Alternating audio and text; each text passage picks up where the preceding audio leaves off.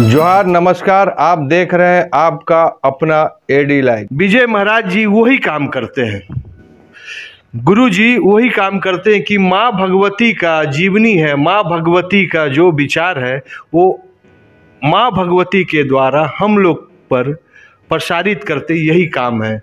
पूरे विश्व में इनकी वचन, इनकी ध्वनि का प्रकाश सभी लेना चाहता है। आज जमशेदपुर में भी बहुत धूमधाम से यह पर्व, चंडी महापर्व मनाया गया, महायज्ञ मनाया गया। इसी सिलसिले में हम बात करते हैं कि जमशेदपुर वासियों को, विश्व के जितने भी प्राणी हैं, उनको आप क्या संदेश देना चाहते हैं, क्योंकि आपकी जबान में माँ शक्ति पूरी तरह विराजमान है। झारखंड सरकार द्वारा सभी घरेलू विद्युत उपभोक्ताओं को महीने में 100 यूनिट बिजली फ्री दिया जा रहा है। महीने में 100 यूनिट फ्री बिजली पाने के लिए आपको अपने घर में बिजली मीटर लगाना अनिवार्य है। अगर अभी तक आपने अपने घर में बिजली का मीटर नहीं लगवाया है तो आज ही अपने बिजली कार्यालय से संपर्क करें और अपने घर में बिजली का मीटर लगवा लें। बिजली का मीटर लगने के बाद आपको हर एक महीने 100 यूनिट फ्री बिजली उपलब्ध कराई जाएगी। धन्यवाद। या देवी सर्वभूतेषु शक्तिरूपेण संस्थिता नमस्तस्यै नमस्तस्यै नमस्तस्यै नमो नमः। ओम शक्ति श्रीमात्रे नमः। भगवती की कृपा है तब हमको ये मानव चोला मिला है, मानव तन मिला है, जो हमारे जननी है, जो हमको जन्म दी है, जो माता पिता है, उनका सर्वप्रथम पूजन करना चाहिए। अगर आपको देवी शक्ति चाहिए, देवी कृपा चाहिए, और दूसरे में उनका पूजन कभी भी नहीं छोड़ना चाहिए जो आपके कुल की देवी है। अगर मैं कहूँ कि आप कुल की देवी का वार्षिक एक बार कम से कम पूजन करना चाहिए और सब परिवार जाकर धूप लगाना चाहिए। चाहे आप देश में रहें चाहे विदेश में रहें, आपकी जहाँ कुल देवी है वहाँ जाकर आपको शक्ति आराधना करना चाहिए। जिस प्रकार हमारी माता पिता बालक के जीव जो व्यवहार है या उनके कर्मों के लिए वो हमेशा ध्यान रखती है, वैसे ही कुल देवी हमारे ऊपर कृपा करने के लिए इंतज़ार करती है। तो हमको उसके दर पे जाना पड़ेगा। जो व्यक्ति शक्ति का नाम लेता है या शक्ति आराधना करता है, ओम शक्ति श्री मात्रे नमः इस मंत्र का जप करता है और अपने माता पिता का सम्मान करता है, तो उस पे माँ जगतजननी अखंड कोटि ब्रह्मांड नायिका वो कृपा बरसाती है। जिस कृपा को अंगीकृत करके वह संसार में सब कार्यों को सुलभता से कर सकता है।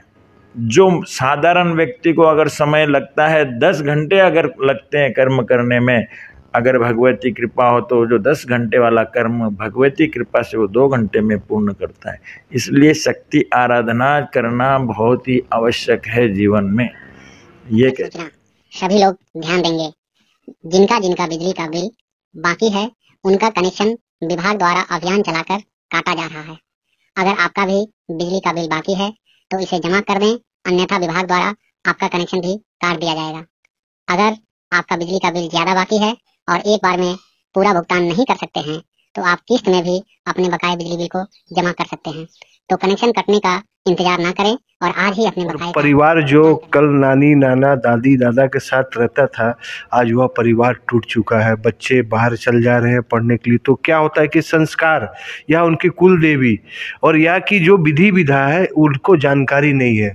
और आपने कहा कि कुल देवी का पूजा साल में एक बार जरूर करना चाहिए। तो ये जो गैपेज है, जो बच्चे धर्म करना चाह रहे हैं उनको पता नहीं नियम, तो इसके लिए क्या उपाय है कि किसी से अगर गलती हो गया, कुल देवी में नहीं कर रहे हैं, तो कैसे करके उसको काम करें, कैसे करके पूजा करें, माँ उनको खुशी खुशी सम्मान दे।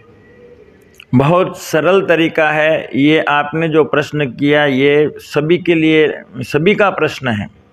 बहुत सारे ऐसे भगत आते हैं, गुरुजी हमारे पूर्वजों के से हमने कभी सुना ही नहीं। घर में कुल देवी का हमको अगर ज्ञान नहीं है तो वो दुर्गा भवानी कुल देवी है, ऐसे मन में संकल्प लेके उनका पूजन करने से भी हमको शक्ति प्राप्त होती है। जिस शक्ति को हम सन्मार्ग में सत्कर्म में लगाएं। क्यों भगवती की आराधना देव भी करते हैं तो दैत्य भी करते हैं तो असुर भी करते हैं, सबके प्रयोजन अलग अलग होते हैं। शक्ति आवश्यक है हर कर्म के लिए।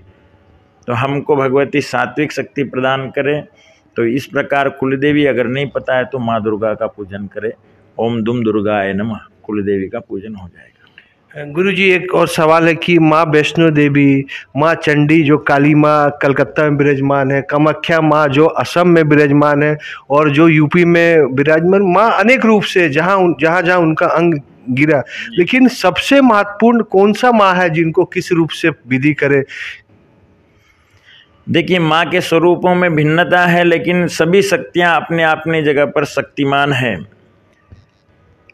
तो भी शास्त्रों में कुछ बताया गया है कि तेषु श्रेष्ठ तमस्तान है, कामाख्या को सर्वोत्तम बताया गया है। सबसे पहले अगर आप जानना चाहते हैं, नीलांचन समाभूत यानी नीलांचल पर्वत पर जो भगवती कामाख्या का वास है, जो शक्ति विराजमान है, जो कि योनि पीठ कहते हैं हम लोग, जो जगत की उत्पत्ति करने का सामर्थ्य है, उत्पत्ति स्थिति लय करने का जो सामर्थ्य है, वो अगर कहा जाए शक्ति पीठों में सबसे बड़ी शक्ति वहाँ है, और उसी शक्ति से सब शक्तियों को शक्तिमान बनाती है। तो श्रेष्ठ स्थान ऐसे और भी बताए गए हैं, लेकिन ये जो है कि जो कामाख्या अगर हम दर्शन करते हैं तो हमारे पूर्व जन्म के और ज्ञात अज्ञात तांत्रिक इत्यादि जो दोष हैं या दृष्टि दोष है, वो सब भी निवारण हो जाते हैं कामाख्या माई का पूजन करने से।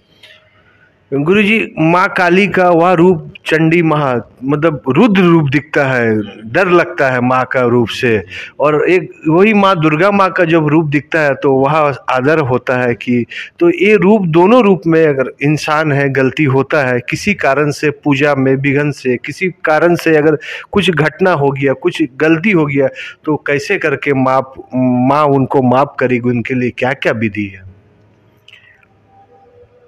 देखिए, भगवती का नाम लेने के लिए हमको भाव की आवश्यकता है। जो भगत भाव से भगवती को पुकारता है, ये हमारे लोगों को ये एक भ्रम रहता है कि ये हमने गलत कर दिया, वो कर दिया, लेकिन भाव से अगर भगवती के श्री चरणों को हम पकड़ ले माँ, और क्षमा याचना जो करता है, हर पूजन के बाद में जो क्षमा याचना करता है, उस पे भगवती कभी क्रोधित नहीं होती है। ये खड्ग कप्पर लेकर भगवती तो उन लोगों के लिए प्रकट होती है जो दुष्ट होते हैं, जिनकी बुद्धि दुष्ट होती है, जो परस्त्री की तरफ नज़र जो है उनकी गलत होती है, जो दूसरों का हक छीनते हैं, जो दूसरों को प्रताड़ित करते हैं, उसके लिए भगवती ने खड्ग हाथ में लिया है। वह भगवती रक्त बीज को मारने के लिए खड्ग ली है, और वो भगवती शुंभ निशुंभ चंड मुंड धूम्रलोचन धूम्राक्ष ऐसे राक्षसों को मारने के लिए भगवती ने, कालिका ने अवतार लिया है। और भक्तों के लिए वही पूजन, भगवती कालिका का पूजन जो करते हैं तो वो अपने ऊपर कृपा करती है।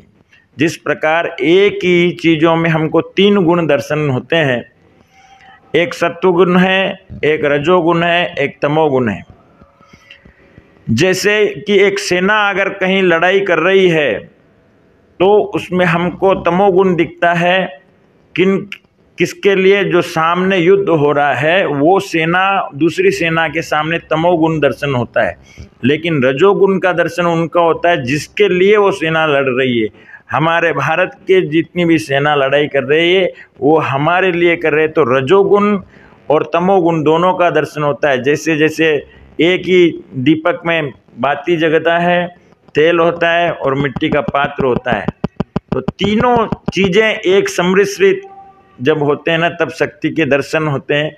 इसलिए भगवती में सभी गुण हैं। तो दुष्टों के लिए तो भगवती का तामसी रूप है, और जो भक्तों के लिए ज्योतावली का जो ज्योत स्वरूप में जो प्रकाश करती है भगवती, अंधकार दूर करती है, वो एकदम प्रसन्न जो माँ का स्वरूप है, जो संतान को अपने गोद में बैठाती है, और जो ऐसे राजे महाराजे जो पूजा करते हैं उनको लिए राज वैभव प्रदान करती है। तो ऐसी भगवती के 3 स्वरूप हैं, इसलिए पूजन करना चाहिए, आनंद लेना चाहिए। महाराज जी, गुरु जी, एक सवाल है कि जो भारतवर्ष में दुर्गा पूजा होता है, जैसे कि हम लोग जो झारखंड में है, बंगाल, उड़ीसा, यहाँ पर दुर्गा पूजा का प्रचलन है और भगवती उसी रूप में दर्शन देती है, लेकिन यह दुर्गा पूजा 2 टाइम होता है। एक बार रामनवमी का टाइम में होता है और एक बार मतलब जो दुर्गा पूजा दिवाली का टाइम होता है। तो दोनों 9 देवियों का 2-2 पूजा रखते हैं, तो 9 दूनी 18, तो 9 देवियों की सब शक्ति लेकर सम्मिलित उस भगवती अष्टादश भुजी का पूजन करने से हम नौ दुर्गा का पूजन का फल मिलता है। और सबकी मनोरथ भगवती पूर्ण करने के लिए तो इस भारत में नवरात्रि का व्रत बना है। इसकी ग्लोबल वार्मिंग जो सबसे अधिक अभी महत्वपूर्ण है कि बरसात आ जा रहे हैं, ठंडा बढ़ जा रहे हैं और पूरी मानव का अस्तित्व खतरा में आ गया, तो इस वक्त मानव को क्या क्या करना चाहिए, कुछ अगर वचन है तो बताइए। जी, जिस प्रकार आपके आय पे आप लोग जो है कर देते हैं, जो हमको प्राप्त है उसके इनकम टैक्स भरते हैं, अगर आप नहीं भरते हैं तो आपको क्या लगता है, पेनाल्टी लगता है। वैसे ये प्रकृति आपको बहुत कुछ दी है, आप उस प्रकृति का कोई कर नहीं भर रहे हैं, इसलिए आपको पेनाल्टी लग रही है। आपके अनायासी अनेक प्रकार की दुर्घटनाएं यहाँ भारत में कम है, विदेशों में ज़्यादा है।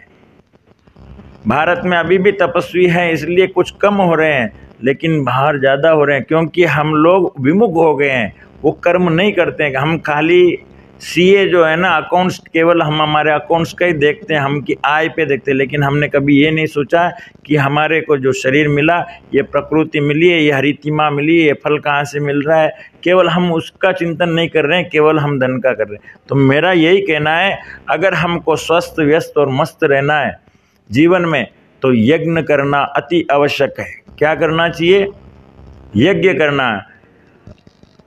यज्ञ करने से क्या होगा, सबसे पहले विधि से करना चाहिए। यज्ञ भी करने के लिए हम कहते हैं तो लोग खाली अपना सामान जुटा लिए और नाना प्रकार की चीज़ें करते हैं, क्या क्या की डाल देते हैं भगवान, और यज्ञ कर रहे हैं, वो पोल्यूशन है, समझ लीजिए। विधि के बगैर जो किया जाता है वो पोल्यूशन है। शास्त्र सम्मत अगर आप कर्म कर रहे हैं तो आप प्रकृति का वो जो ऋण है, जो हमारा मातृ ऋण, पितृ ऋण और प्रकृति का जो ऋण होता है, वो हमको चुकाने के लिए यज्ञ प्रणाली बनाया है। मनु भगवान ने बनाकर मानव को कहा है कि यज्ञ करो। क्यों? यज्ञ करने से हमारे जितने पंच महाभूत है जो हमारे शरीर में चल रहे हैं, अग्नि, पृथ्वी, आकाश, वायु, जल, उनको बराबर करने के लिए, और ब्रह्मांड में जितने भी जो घटनाएं हो रही है, ये अधिकता से या न्यूनता से या कमी से घटना घट रही है या ज़्यादा होने से, तो यज्ञ करते रहेंगे अगर हम, तो यज्ञ से जो धुआं निकलेगा, उससे जो बादल बनेंगे, उससे वातावरण पवित्र होगा। मंत्रों की सहायता, वेद मंत्रों का अगर पठन होगा, और वेद मंत्रों के लिए ब्राह्मण वैदिक प्रणाली को बचाना पड़ेगा, वैदिक ब्राह्मणों के लिए।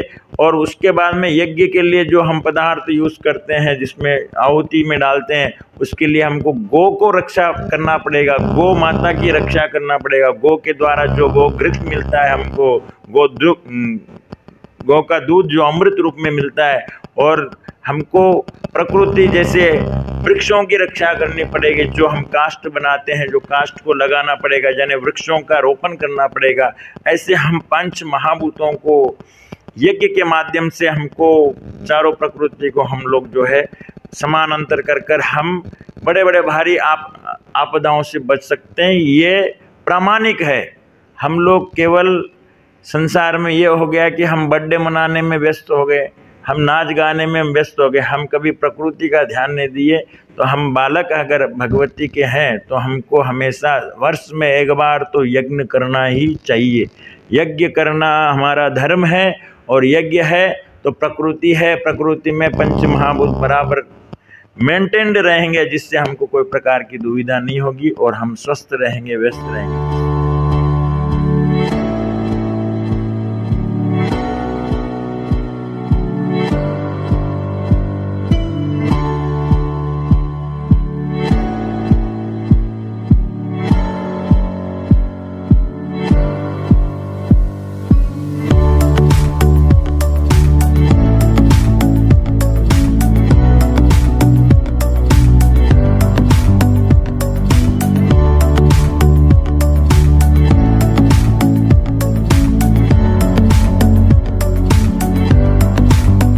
अब जी, यज्ञ तो सामूहिक काम है, लेकिन जो घर में, छोटे से घर में, वो क्या करें कि वातावरण शुद्ध रहे, किस प्रकार माँ भगवती को खुश करें और पूरी तरह पर्यावरण को भी सुरक्षित रहे, उसका अगर कोई छोटा सा तरीका तो बताइए। बहुत सुंदर बात। देखिए, यज्ञ करना केवल आपके मन में ये आया होगा कि भाई बड़ा सारा यज्ञशाला बनाना और इतने वैदिक ब्राह्मणों को बुलाना, ये एक रूप है भगवान का। दूसरे यज्ञ के अनेक पर्याय शब्द है और यज्ञ के अनेक इसके शब्दार्थ है, भावार्थ है, रहस्यार्थ है। इसमें कई प्रकार की चीज़ें यज्ञ शब्द में छुपी हुई। यज्ञ परिश्रम का भी नाम है। ऐसा कर्म करें कि हमारे को अगर भगवान सामर्थ्य दिया है तो दान करें। दान करने से जो दीन जन है उनको दान करें। और जो घर में अगर हम नित्य दीपक करते हैं तो आप देखिए दीपक में फायर एनर्जी है, ठीक है। जो अग्नि तत्व है उससे प्रकृति हमारी शुद्ध होती है घर में। जिस घर में भगवान के मंदिर में दीपक और धूप जगाया जाता है और भगवान को घंटी बजाई जाती है तो वहाँ रस रूप शब्द रस गंध तीनों पांचों सेवाएं वो जो यज्ञशाला में होती है ये केवल धूप दीप और नैवेद्य से घर में हो जाती है, तो उतना ही फल इसमें मिल जाता है। 2023 पूरे विश्व में शांति रहे और जो मानव धर्म से हट चुका है उनको कैसे करके धर्म में लाए, क्योंकि धर्म सिर्फ भगवान का नाम नहीं है, बहुत बड़ा साइंस है जिसमें आप लोग काम कर रहे हो। धर्म की व्याख्या भी बड़ी विलक्षण है। बड़े बड़े हमारे संत मुनि ऋषि मंडली ने धर्म की व्याख्या की है। धर्म केवल इतना ही है, शास्त्र सम्मत जीवन जिए, वो धर्म है। शास्त्र के विपरीत जो हम कर्म करते हैं वो अधर्म है। तो मेरा यही कहना है कि हमको सबको भगवती की आराधना करना चाहिए। और अगर हम धर्म में रहेंगे, अगर समझ लीजिए कोई अज्ञानतावश किसी के माता पिता का स्वास्थ्य या माता पिता के संतान अगर कुपुत्र है तो माँ से आराधना करें। माँ हमारी संतान को जो सद्बुद्धि प्रदान करे और ओम शक्ति श्री मात्रे नमः अथवा अनेकों अनुष्ठान जैसे सामर्थ्य वैसे भगवती को रिझाना। अपने सामर्थ्य भगवान जिसको जो दिया है उससे करना है।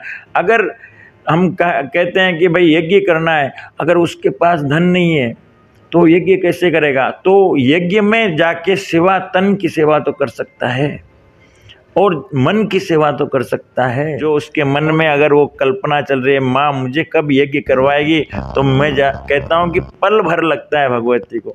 जब चींटी को ब्रह्मा पल भर में बना सकती तो उसके यहाँ पे पल भर में छप्पर फाड़ के भगवती कृपा बरसा देती है। तो मन में हमको हमेशा सद्विचार रखना चाहिए जिससे हमको भगवती कृपा प्राप्त हो।